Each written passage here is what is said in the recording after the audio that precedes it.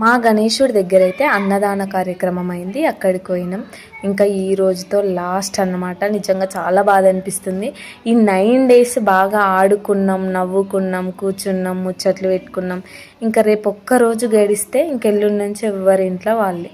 గణేశుడు చూసిరా, తను స్వయంగా మన దగ్గరకు వచ్చి మనం అందరం కలిసి ఆడి పాడేటట్టు చేసి మళ్ళీ తను వెళ్ళిపోతాడు. మనం కూడా ఎవరిళ్ళలో వాళ్ళం ఉండిపోతాం. ఇంకా నాకు తెలిసి రేపటి నుంచి అయితే ఒకరి ముఖాలను కూడా ఒకరం చూసుకోం కావచ్చు.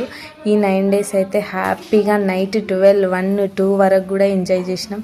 ఇంకేం చేస్తాం, స్వామి మమ్మల్ని అందరినీ చల్లగా కాపాడి నీ కృపతో ముందుకు నడిపి మళ్ళీ నెక్స్ట్ ఇయర్ కూడా మేము నీ పండగను ఇంకా ఘనంగా చేసేటట్టు దీవించు, మా అందరితో పాటు ఉండు. నెక్స్ట్ ఇయర్ నీ పండుగని ఇంకా బాగా జరిపేటట్టు మమ్మల్ని చూసుకో.